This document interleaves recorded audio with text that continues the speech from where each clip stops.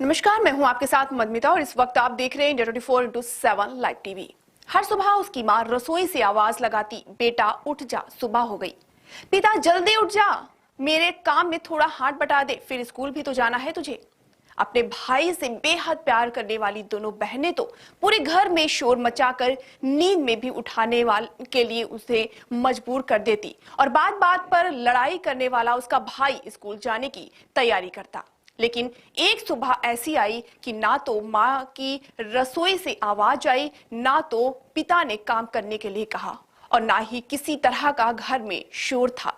घर में कुछ था तो वो थी माँ और पिता की गूंजती आवाजें, गूंजता बहनों का वो शोर। घर में चारों तरफ बहनों का बिखरा हुआ सामान। माँ का बक्सा देखकर वह दहाड़ दहाड़ लगाकर रोने लगा, क्योंकि उसने हमेशा हमेशा के लिए अपने हंसते खेलते परिवार को खो दिया था। ये घटना कोई काल्पनिक नहीं है, बल्कि यह एक वास्तविक घटना है। ये घटना यूपी के देवरिया जिले के रुद्रपुर कोतवाली के फतेहपुर गांव की है। अपने माता पिता, दो बहनों और एक भाई को खो चुका देवेश घटना के 6 दिन बाद जब अपने घर पहुंचा तो घर की दहलीज पर पैर रखते ही वह फूट फूट कर रोने लगा। उसे इस तरह रोता देख वहां मौजूद लोगों की आंखों में आंसू आ गए। मकान की ओर बढ़ते समय उसके कदम लड़खड़ा रहे थे। घर की हालत देखकर वह सिर पकड़कर बैठ गया, बोलने लगा कि हत्यारों ने मेरी तो दुनिया ही उजाड़ दी। अब किसके लिए जिंदा हूं मैं। मौके पर मौजूद लोगों ने किसी तरह उसे संभाला, शांत करवाया, हौसला दिया, लेकिन परिवार को खो चुके देवेश की तकलीफ उससे ज्यादा तो कोई ही नहीं समझ सकता था। मकान के अंदर भाई गांधी के कपड़े बिखरे पड़े थे। कपड़ों को सीने से लगाकर देवेश बिलख कर रोने लगा। रोते हुए कहने लगा, मेरा भाई दीपेश गांधी जयंती के दिन पैदा हुआ था, इसलिए उसे गांधी बुलाते थे। जन्मदिन के ही दिन उसकी हत्या हो गई। हत्यारों ने मासूम भाई बहनों की जान लेते समय भी क्रूरता की सीमा लांघ दी। घर में मां का बॉक्स और बहनों का बिखरा हुआ सामान देखकर देवेश चीख चीख कर रोने लगा। करीब 1 घंटे तक मकान पर रहने के बाद देवेश अपनी मां का बॉक्स लेकर देवरिया लौट गया। भारी सुरक्षा के बीच पुलिस की जीप में देवेश को उसके घर लाया गया था। मकान की हालत देखकर वह कुछ बोलने की हालत में बिल्कुल भी नहीं था। अपने घर से जाते समय भी देवेश पुलिस की जीप में हाथों से मुंह को ढककर रो रहा था। 2 अक्टूबर का वो दिन था जब देवेश की पूरी दुनिया उजड़ गई थी। बताया गया कि घटना वाले दिन देवेश मौके पर नहीं था, वो कर्म कांड कराने बाहर गया हुआ था, इसलिए उसकी जान बच गई। इस मामले में दोनों पक्षों ने एक दूसरे पर मामला दर्ज कराया है। अब तक 16 लोगों को गिरफ्तार किया जा चुका है। सत्य प्रकाश दुबे की बड़ी बेटी शोभिता द्विवेदी की ओर से 27 नामजद और 50 अज्ञात सहित 77 लोगों के खिलाफ आईपीसी की धारा 302 और 307 के अलावा अन्य के तहत एफआईआर दर्ज कराई गई। प्रेमचंद यादव की पक्ष की तरफ से सत्य प्रकाश समेत दुबे परिवार के 4 लोगों पर मुकदमा लिखवाया गया। हालांकि उन सभी की हत्या हो चुकी है। ऐसे में पुलिस अब इस केस में फाइनल रिपोर्ट लगाने की तैयारी कर रही है। रुद्रपुर कोतवाली की पुलिस इस मामले की विवेचना कर रही है, लेकिन कोई भी अधिकारी अभी इस पर बोलने के लिए बिल्कुल भी तैयार नहीं है।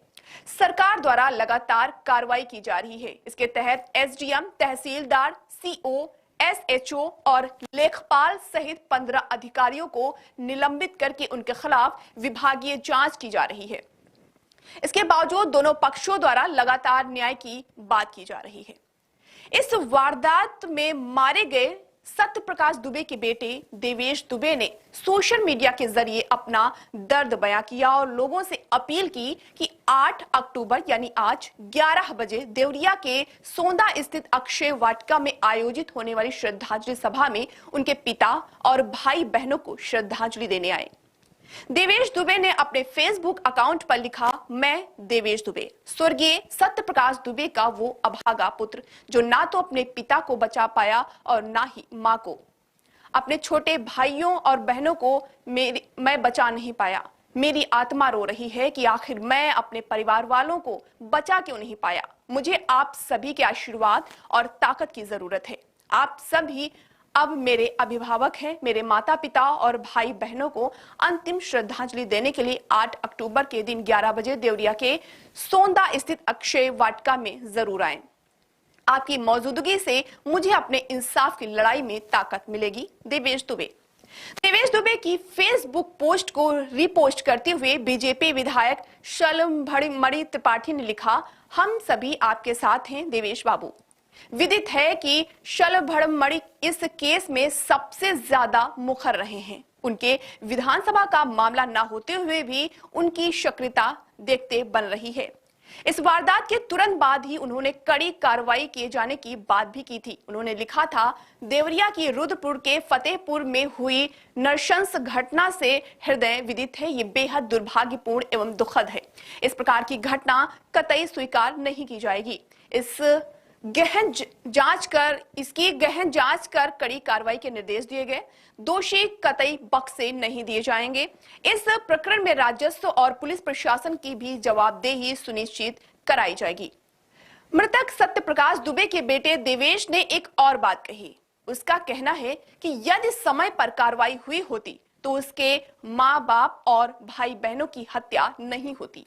उनकी मांग है कि परिवार की संपत्ति वापस दिलाई जाए और आरोपियों के घर पर बुलडोजर चलाया जाए। देवेश दुबे ने कहा, अधिकारी सस्पेंड हुए हैं तो हम क्या करें, हमारा परिवार तो चला गया, बकरी की तरह काट दिया गया। पहले अधिकारियों ने कुछ नहीं किया, उन्हें उनके सस्पेंड होने से क्या माँ पापा आ जाएंगे? नहीं आ पाएंगे। हम संतुष्ट नहीं हैं, मेरी प्रॉपर्टी है, वापस दिलाई जाए। इसके साथ ही आरोपी का घर गिराया जाए। फिलहाल सत्य प्रकाश की बड़ी बेटी शोभिता की तहरीर के आधार पर पुलिस ने 20 आरोपियों को जेल भेज दिया है। तो ये अब तक की जो अपडेट है देवरिया हत्याकांड के मामले में, ये थी पूरी अपडेट।